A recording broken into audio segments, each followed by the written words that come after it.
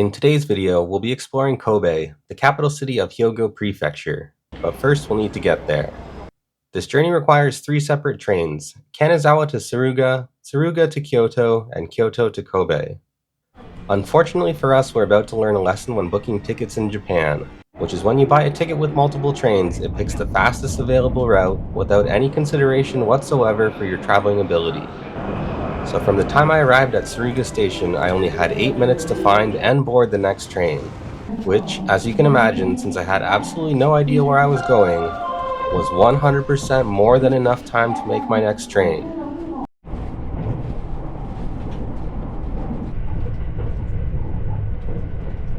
Unfortunately at Kyoto, I made the mistake of following the wrong Shinkansen track signs. Apparently there are multiple tracks which go in different directions. Super unlucky. The one I went to was apparently going back the exact way I came.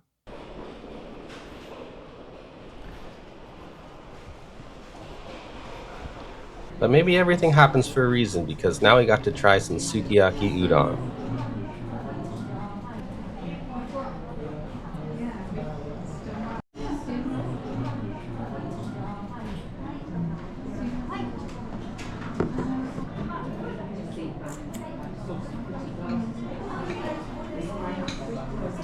This was wagyu beef according to the menu. It had intense marbling and richness. It was very high quality beef. This dish combined 2 of my favorite meals, sukiyaki and udon.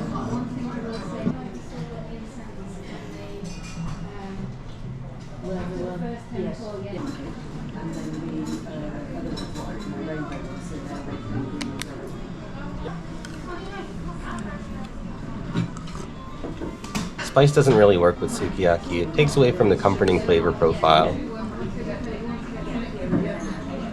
The broth was very mild, but it still had the sweet soy flavor.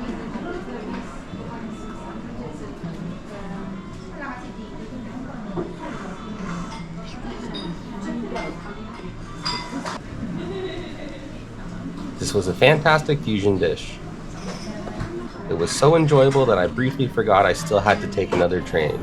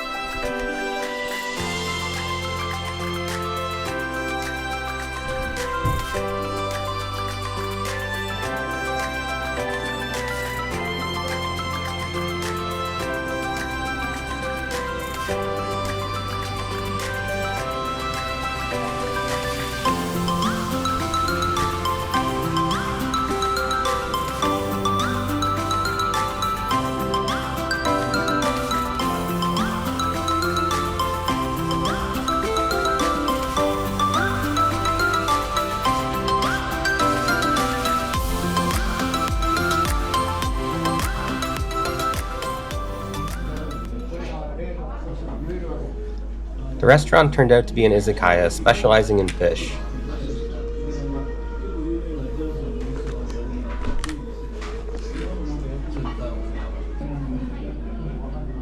Since fish was the specialty, I decided to order the sashimi bowl, which came with extremely generous slices of fish.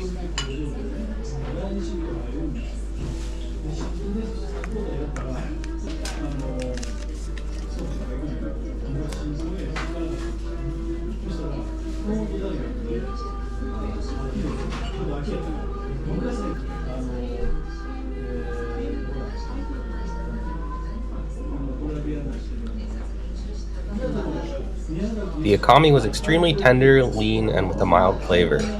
All the fish was sitting on top of some well-seasoned sushi rice.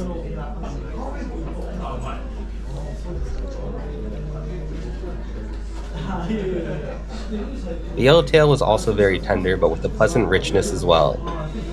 Every time you chewed, it brought out some more of the delicious natural oiliness. Like always, the ikura was delicious, briny and sweet. I'm pretty sure this was sea bream. It was very firm and lean. Each fish was delicious on their own, but the different tastes and textures together made the dish very enjoyable.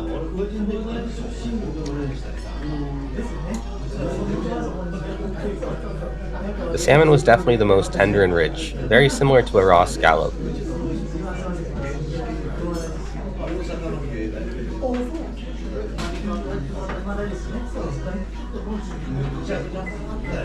This was a fantastic sashimi bowl. Since I had a lot of rice left over, I decided to order a soy braised fish head. I'm pretty sure this was a sea bream. It had very flavorful, flaky, and tender meat. The fish was deep fried before braising in a sweet soy sauce, giving it a delicious caramelized soy flavor. This is one of my favorite ways to eat cooked fish. The best part about eating the head is there's lots of different sections of meat, each with different tastes and textures.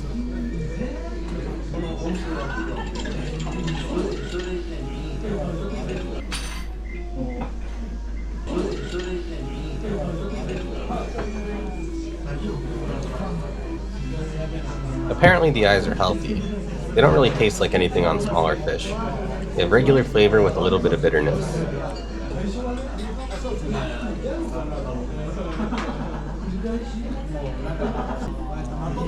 This was another extremely enjoyable dish. Alright, let's try out one last fish dish. This was fresh mackerel sushi style.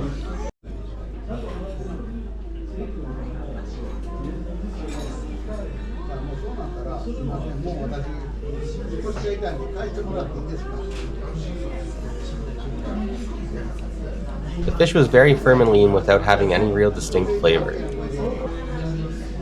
It tasted healthy, but not nearly as good as the braised fish head we had previously. This was also about $9 for 3 pieces of sushi. It was still good, but I was expecting a lot better.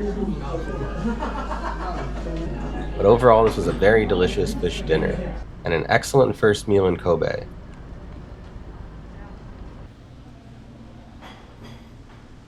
For the hotel breakfast, I chose the curry omelet rice meal.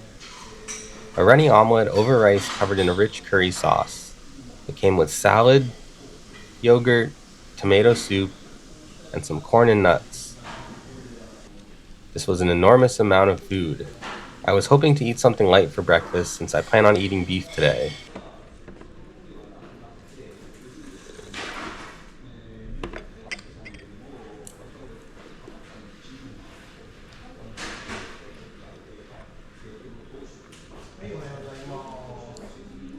The curry potato and chickpea salad was surprisingly delicious. I'm definitely going to steal this recipe.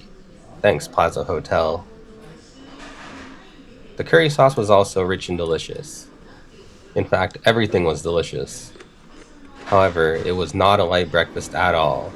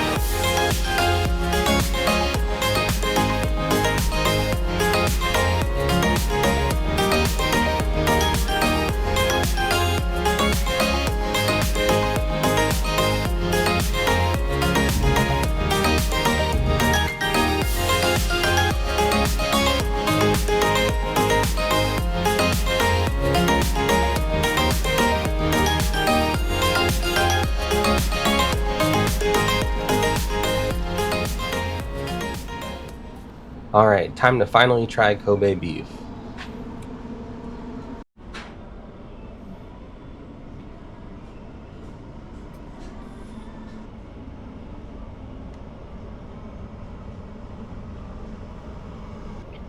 The lunch set included beef and veggies, cucumber, kimchi, and seaweed, salad, dipping sauce, chicken and seaweed soup, and rice.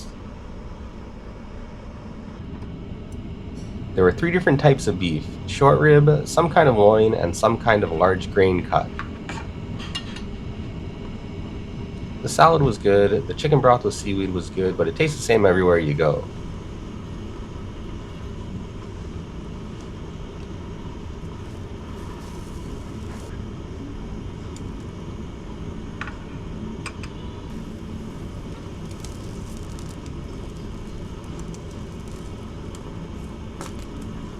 There was also pureed garlic, chili paste, and finely ground salt.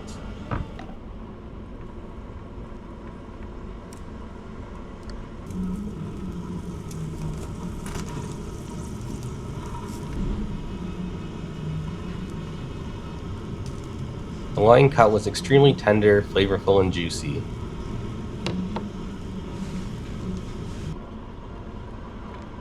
The long grain cut was a little bit tougher, but with much more flavor that released every time you chewed.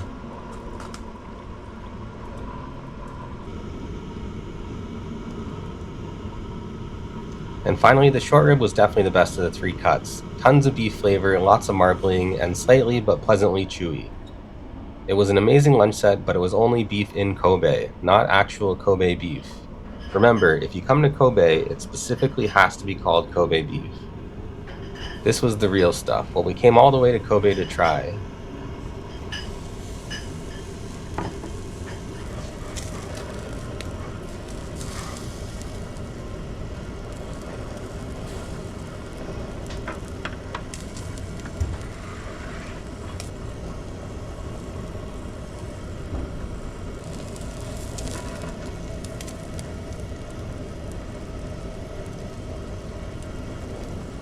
This was incredible.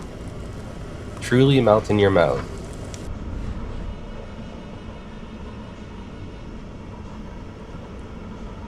Every bite was extremely rich, tender, and flavorful. This was the best beef I've ever tried.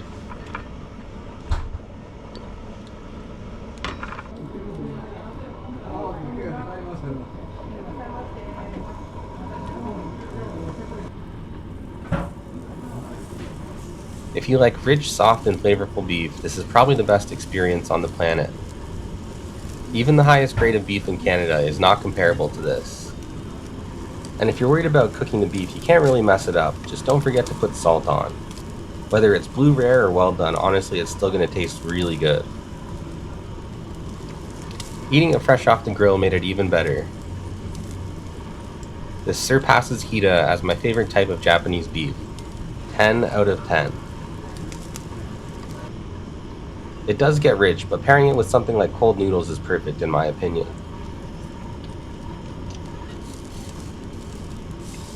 A small plate of Kobe beef was about $20, the same as the meal set, which really isn't even expensive and was 100% worth it.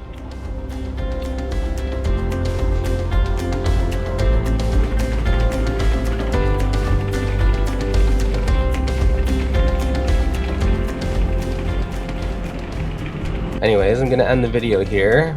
I hope you enjoyed my first video from Kobe. Please like and subscribe if you did. Thank you very much for watching, and I'll see you in the next video.